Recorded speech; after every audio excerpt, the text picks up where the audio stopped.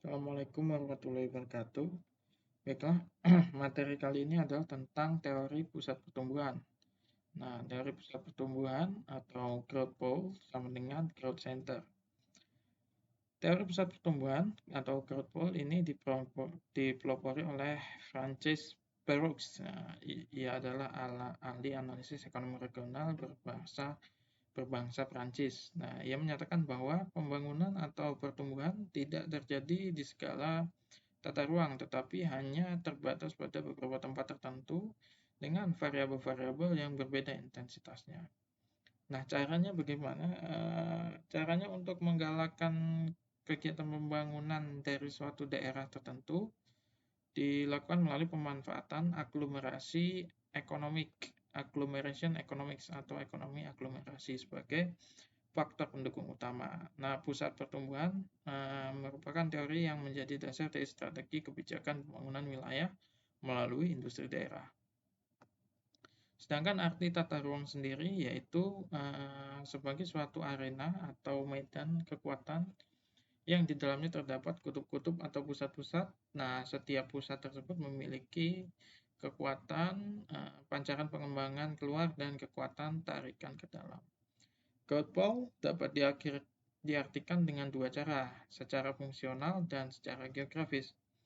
Secara fungsional diartikan sebagai suatu lokasi konsentrasi kelompok usaha atau cabang industri yang sifat hubungannya memiliki unsur-unsur kedinamisan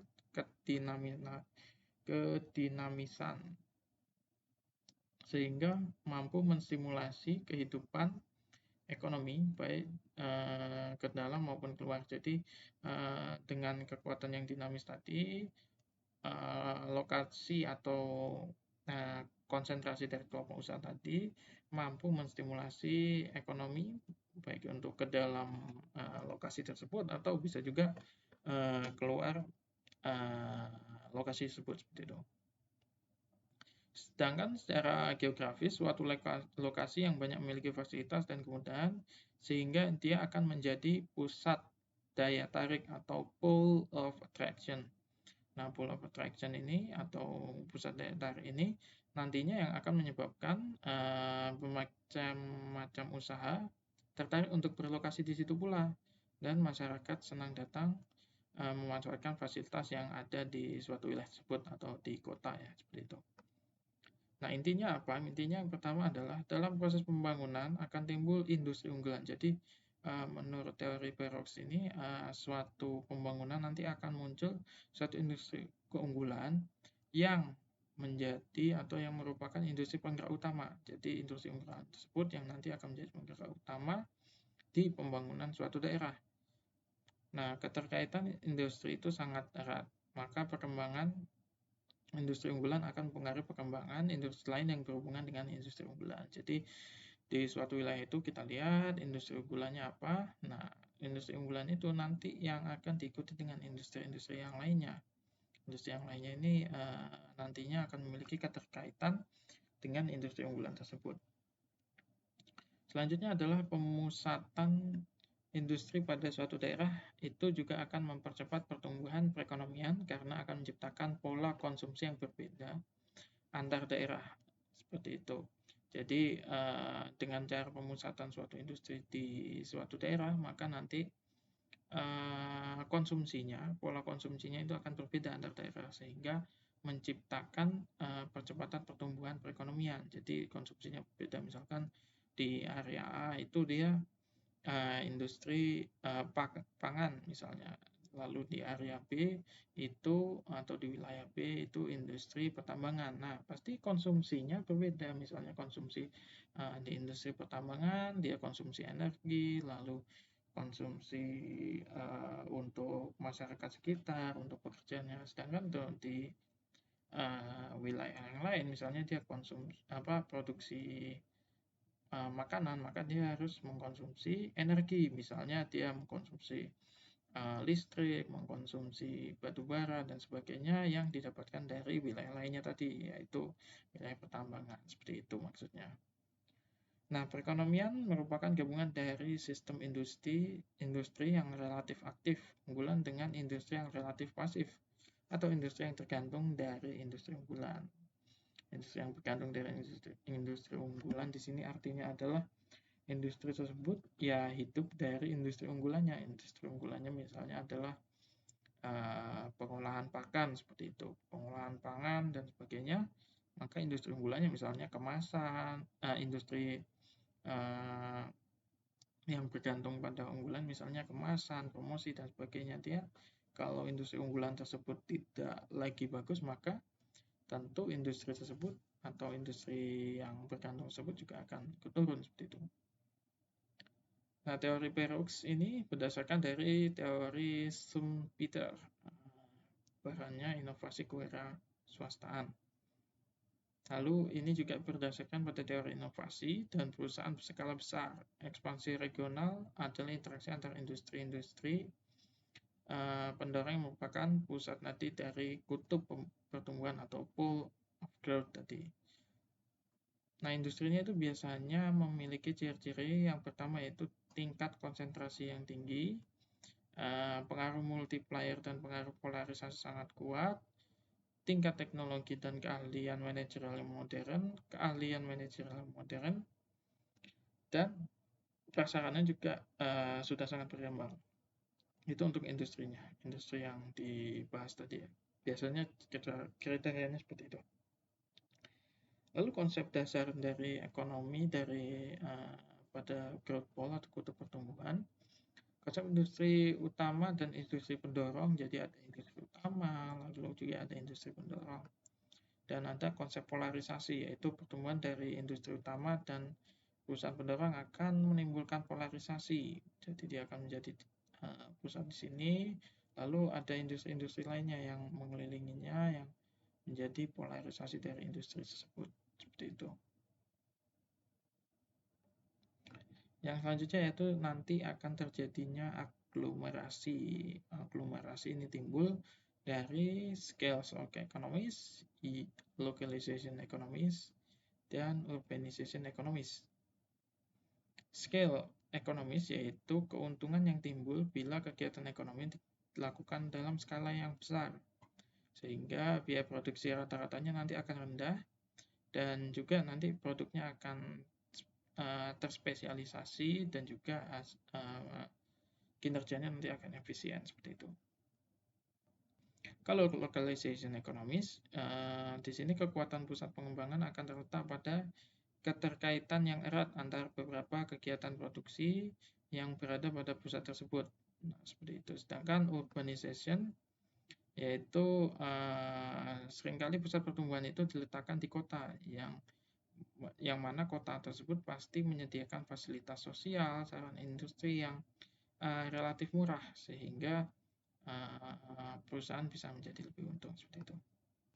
Kuncinya adalah melakukan atau memangkas ongkos produksi karena merupakan kekuatan utama pusat pengembangan dalam memancing industri untuk datang dan memilih lokasi pada pusat tersebut. Jadi bagaimana caranya kita menarik industri lain, industri pendukung, lalu juga industri sejenis yang lainnya. Kita harus melakukan pemotongan atau penurunan ongkos dari suatu produksi industri tersebut. Misalnya kalau kebijakan fiskal bisa dengan menurunkan tingkat pajak seperti itu ya. Lalu ada pusat pengembangan, pusat pertumbuhan atau pengembangan ini perlu dirumuskan dengan tegas. Kegiatan apa saja yang harus diprioritaskan untuk masing-masing pusat pengembangan sehingga tingkat saling keterkaitan menjadi sangat tinggi. Nah, selanjutnya itu penentuan jenis kegiatan apa yang diprioritaskan pada pusat pengembangan tersebut itu harus dilakukan dengan memperhatikan potensinya bagaimana di wilayah tersebut. Nah, pusat pengembangan bertempat di daerah perkotaan. Kalau dia di perkotaan, maka efeknya nanti kegiatan yang harus diprioritaskan adalah berupa kegiatan industri, jasa, dan perdagangan. Analisisnya untuk industri yang diprioritaskan pada suatu pusat pengembangan itu apa? Itu harus melakukan dengan menggunakan 3 tahap analisa. Yang pertama yaitu inventarisir dulu kita inventarisir dulu potensi pengembangan di suatu wilayah tersebut. Jadi potensinya itu apa saja. Yang kedua, kita lakukan dengan melihat keterkaitan dari setiap kegiatan produksi tersebut dengan kegiatan lainnya. Dan yang terakhir yaitu dengan meneliti orientasi lokasi dari masing-masing potensi industri. Bisa juga dengan menggunakan analisa Weber. Nah, selanjutnya untuk menentukan pembangunan fasilitas ekonomi yang dibutuhkan setiap pusat pengembangan sehingga nanti akan tumbuh sebagai motor penggerak dari suatu industri tersebut. Nah, itu juga penting ya. Jadi harus membangun fasilitas yang menjadi motor penggerak dari industri tersebut. Nah, selanjutnya kita akan membahas tentang potensi lokasi masing-masing wilayah, posisi keunggulan lokasi, fasilitas industri yang dimiliki dari pusat pengembangan, seperti itu. Daya tarik suatu daerah untuk menjadi pusat pertumbuhan di sini biasanya terkait ada dua hal, yaitu keadaan prasarananya bagaimana, yang kedua yaitu keadaan pasarnya bagaimana. Nah, industri dengan keadaan pasar yang disebut di sini yaitu dikategorikan menjadi industri dengan ketersediaan bahan baku, industri yang dekat dengan pasar atau dekat dengan pembeli, dan industri yang letaknya netral. Nah, pusat pertumbuhan itu memiliki 4 ciri, yaitu yang pertama adanya hubungan internal dari berbagai macam kegiatan. Jadi antar kegiatan itu ada hubungan internalnya. Yang pasti yang kedua adalah ada efek penggandanya atau multiplier effect dari suatu sektor itu. Bagaimana suatu sektor tersebut bisa mempengaruhi sektor-sektor lainnya, seperti itu. Lalu ada konsentrasi geografis, artinya di sini ada industri-industri pada suatu wilayah tertentu, di suatu daerah tertentu, letak geografisnya tertentu, dan biasanya bersifat mendorong daerah belakangnya. Daerah belakangnya misalnya kota, maka dia akan mendorong daerah pinggirannya, pinggiran kota, seperti itu. Karena secara teori kita lihat bahwa apabila perusahaan itu berdiri di kota, maka ia tetap membutuhkan suplai bahan baku dari wilayah atau regional dari sekitarnya.